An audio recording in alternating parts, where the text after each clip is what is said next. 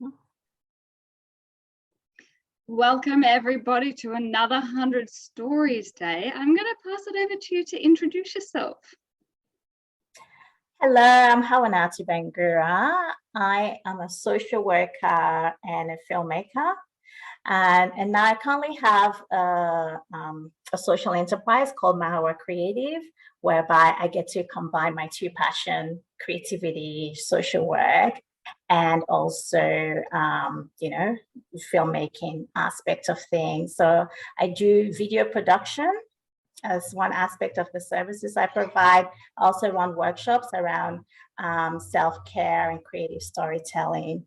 So in a nutshell, that's me. And I'm really, passionate about self-care and also really passionate about creativity. So I keep repeating myself, that's just me, it's just love, yeah. You know what? We are like-minded soul. I love that. Creative storytelling. Brilliant.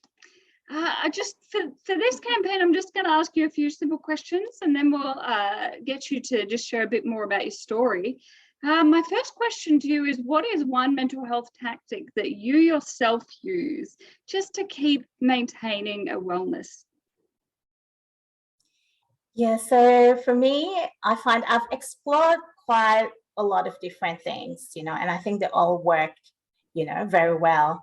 But one thing that, I do at least once a day is movement. So whether it is me when I wake up in the morning, I do stretches. So it could be like yoga stretches, it could be, or it could be dance as well. I really love moving my body. And also I do regular walks as well where I live. I'm, fortunate enough to live close to like a river and also somewhere where I can walk almost every day. So for me, I find that when I do those movements, like no matter what my mood is or how I'm feeling physically, I'm really like, it just gives me that kick for the day, to start my day and also end it quite relaxed as well. So if I wake up in the morning and I do the stretches, then I might in the evening go for a walk. And that's sort of like going for a walk. It's kind of metaphorical, but it really releases all those thoughts or things that have been cluttered during the day. Yeah. Like you just go away. Yeah. I love it. Yeah, I definitely know those feelings. And isn't it good to just be able to let go of that day, whatever stresses may have come to your plate, unwind from that? Yes, yeah, because I think one thing, I used to tell myself, like, when I'm stressed or overwhelmed or I have certain, thoughts that I'm obsessing about, me telling my mind to stop thinking or distracting it through thoughts does not work for me, and not until, recent years when I started to discover about what the body, the body is also the mind, there's a lot that we carry through our body that we don't realize. So when we're physically doing something, it's like we're distracting our mind from focusing on that thing and somehow manipulate it, in some ways. So I find that, even if it's just 5 minutes a day, you're able to just focus on, some movements. I find it very helpful. And, and the most powerful thing, because like I mentioned, I really like dancing. So the most powerful thing I find when I saw a therapist was like, dancing is your therapy. And I thought, oh yeah, like I did not see that. I was like, yeah, I'm dancing for fun. I'm doing Beyonce. I'm doing whatever in front of my mirror. Because you're totally forgetting about everything and you're just being present, and that is, that was very powerful. So, let's do that. Yeah, get a bit of groove on. It's interesting. As an adult, I realized, reflecting on 2020, and we've all been isolated, dancing is something that's been missing from my life. So I'm glad that you've mentioned it, because it's so much fun. And sometimes all we need to do is put on a little bit of music to get us that upbeat perkiness again. Exactly. And I tell you, when I was in last year, not last year, 2020, when COVID started, and we're in that, first stage of isolation, of lockdown, I was like, because I'm someone that is always moving around, going to places, and I was just stuck in one place. And I was like, I need to have a routine, and I found what is it, a class, Afrobeats session classes on YouTube. What are they called? Kukwa Fitness. So there's 3 ladies. One is like, she's probably like 60 or something, like my mom's age. And, do dance, the 3 of them, mother, daughter, and I think with someone else. And I'm like, man, this is inspirational, because and I used to do that regularly. Like, it's 15 minutes of offbeat stuff, and they're like chanting and making sound. Like, this is all I need, to forget about this COVID stuff. But you don't have to go to classes or something. We have the resources there, especially with YouTube, to be able to do it on our own. Oh, we can even do like a virtual one. I was like, I had this idea of like inviting my friends and then doing some kind of like playing music and dancing. I haven't gotten to that yet.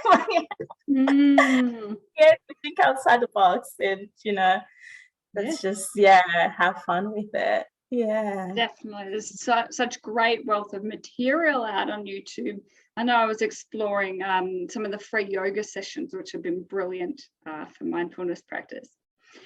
Let's move on. My next question to you is actually channeling in what is your message of hope for someone who may need to hear it right now? I know we haven't quite shared your personal story yet, so perhaps we can get started just sharing a little bit about yourself, and then we'll just channel what do you think is a message of hope that someone may need to hear? Yes, okay. Well, I'll share, a bit about myself. So I'm originally from Sierra Leone, and I moved to Australia as a teenager. So Sierra Leone is in West Africa, and we had a 10-year civil war. And that was like pretty much at the time, like my whole like, childhood was through that war. Although, like leading towards like the late 90s was when it got really bad, because the rebels invaded. They attacked where we were living. And for me, moving to Australia as a refugee, I had this hope that, okay, I've left whatever it is behind me. I've left this conflict, death and all the stuff behind me. And then I came to Australia, went to school, went to high school, and then uni. And I did social work, and with your social work, you get confronted with, a lot of issues, lots of issues that people are going through, and I was not prepared for it. So for one of my placements, I just could not deal with, people telling me about, war in the Middle East, because we had to interview them in order to, to get their story and to support them, and the trauma that they've gone through. It really triggered me.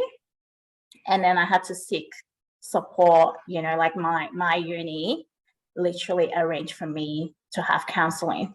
And at that time, I was just like, and for me, it was just really amazing to have gone through that, because then I didn't realize, that I was suffering from PTSD, post-traumatic stress disorder.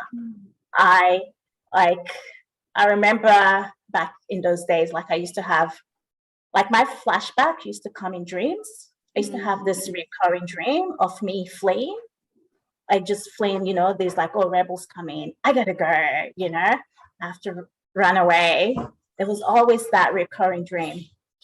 And then since I was going through therapy, that actually, like there was less and less of that. And I thought, oh, okay, there's a link to that. And then I started, like through my studies as well, learned about, PTSD and realized that there's a link there. And even with the fireworks, like my first few years of, going to the fireworks or just being at home and then someone cracking a firework somewhere, I'm scared because, that reminded of a gun, the sound of a gun and, all those sort of things. And I think for me, that, having that session, those series of counseling session really helped me to address the PTSD that I was going through because I was ready to support other people, but at the same time, having addressed my own issues. And I wasn't aware of that as well, and that's, it can be very tricky, but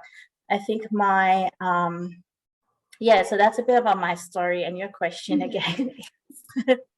It was just a question of, do you have a message of hope? So first of all, just I want to honor and respect you for sharing your story here today. Sometimes it can be tough for people to share their personal experience, but when we do, we tend to find it's actually, there's a lot of common ground we can all share in, not necessarily the same circumstance, but in similar challenges. And one thing that really resonated with me from what you shared there is, in this help-seeking early intervention space, often people can try and help those that within their network, but we really do need to put our own oxygen masks on too in those moments, know ourselves to know what's going on, because it can be ripple effects if we don't do that. So thank you for raising that and bringing up such great wealth of conversation. The question was, what is the message of hope? So if you just imagine if there's someone, particularly some of the work that My Blank does is in the child and youth space, because we're trying to intervene early, and the earlier we get people on, the sooner we can get them onto the wellness journey, rather than sometimes when we have these unresolved issues, we do bring them into our adult lives, and we do form some unhealthy habits, etc. But taking it back to, if there was a child or young person right now that could be experiencing something like PTSD and they don't even know it, is there any particular message of hope you have from that experience now that you would like to share with someone that may need to hear it today? Yeah. I think for me, it really comes from, self-awareness. And I'm not sure if that mainly happens because of my social work background, but, really for us, we tend to be go, and, and just moving forward. But if we have that self-awareness mindset, then it's literally like, oh, what's going on right now? Like, check in with yourself about how you're feeling right now. I think for me, it's like constant, because our feelings is so important. It's sending us messages that if we keep ignoring it, it's like it's going to come like an avalanche. So I think for any young person, check in with yourself. How are you feeling right now? Like the first thing that comes to mind, okay, stay with that. And then it's like, okay, I'm feeling sad. Why? You actually get the answers. The more it's like the query, you're asking yourself. It's like a therapist or someone asking you questions, right? And then once you know the reason why, you're like, okay, is this just something that I can address now? What can I do to resolve it or to address it right now? And maybe I just need to talk to a friend. Maybe I just need to go for a walk or something. And if it keeps reoccurring, then that's also a sign that it's an issue that you probably need to seek help. And I know, like for me, coming from Sierra Leone, African background, like therapy is not a thing for us as such. But for someone, in that early stages, at least talk to someone who you trust, and explain what's going on there. And once you feel comfortable to seek a therapist, find someone who aligns with you, because sometimes the first therapist or counselor that you meet, if they screw up, Seriously, that's it. Like people in there, like I've had friends and stuff where I keep encouraging, like, oh no, I saw someone and it doesn't work. So I keep consistently, supporting them, Yeah. like in some sort of therapeutic form, but I'm just like, I'm just a friend, but you need to seek someone further and find someone and interview them and ask them questions and see from the first consultation if, that's the person you want to go. If that doesn't work, it's like, you're exploring different phases. So I think the checking in really is about your intuition. Like you're tapping into your intuition and that's giving you the answers that you need, So I think let's start with that first. So really, I feel like we do have the resources in most cases to address minor things that are happening, like especially with our mood, our feelings, which are always, up and down constantly. Within a day, you feel sad, you feel happy, you feel this. So I think just practicing that on a daily basis is really important. And most importantly, seek help when you can, if you need to as well. So much to unpack in that, for sure. I'm so pleased that you raised the point that sometimes you have to find the right fit of a therapist or person to go to, because it really can be a barrier.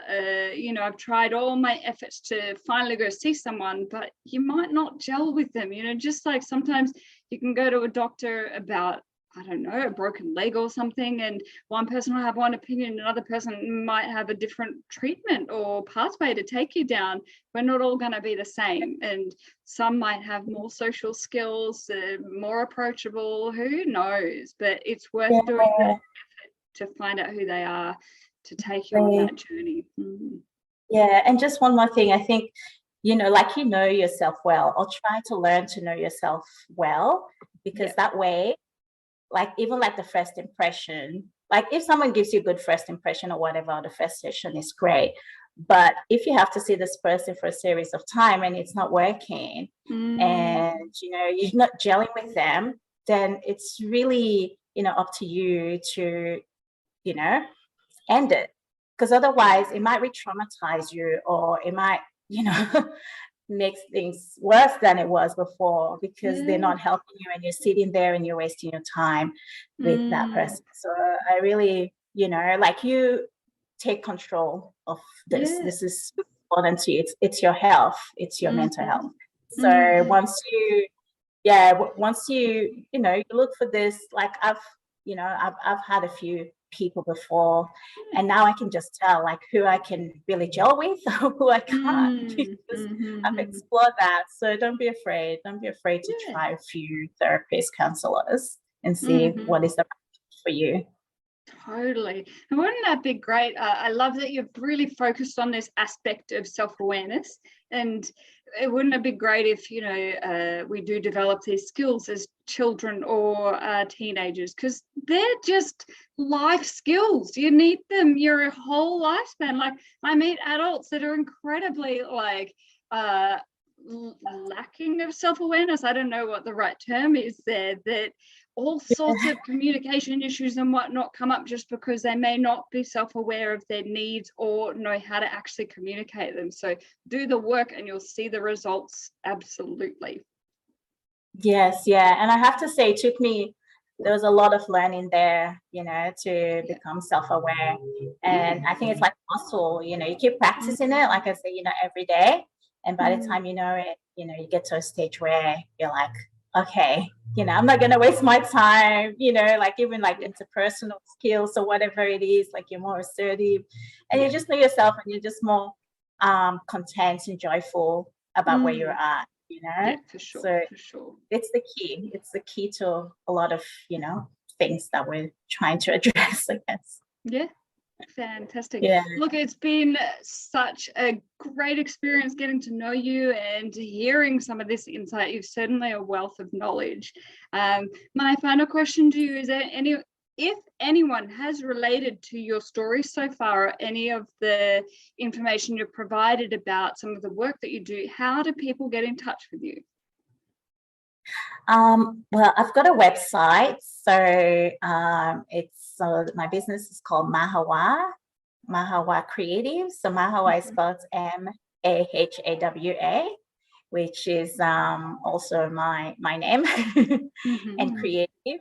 And so I'll share, the links. I've got Instagram and Facebook, and yeah, please do reach out to me. I'm interested to know, how I can support people. I do run workshops for organizations, but I also want to open it to, mainstream as well. So the more interest I get, and I'll be able to run some more self-care workshops, or just creative storying or creative expression workshops, because Mm-hmm. I think that art and creativity and our health and mental health, intertwining. Mm-hmm. I feel like there's so much power in that Yes. just, yeah, it's very transformational for a lot of us, actually. Absolutely. I know my background, sing more, dance more. When we do these things, we connect with our souls, our true selves. And a lot of that, a lot of that connection brings us into our body. So how can we disconnect our body from our mind when they are one? Anyway, enough. Yeah, Lovely. yeah. You too.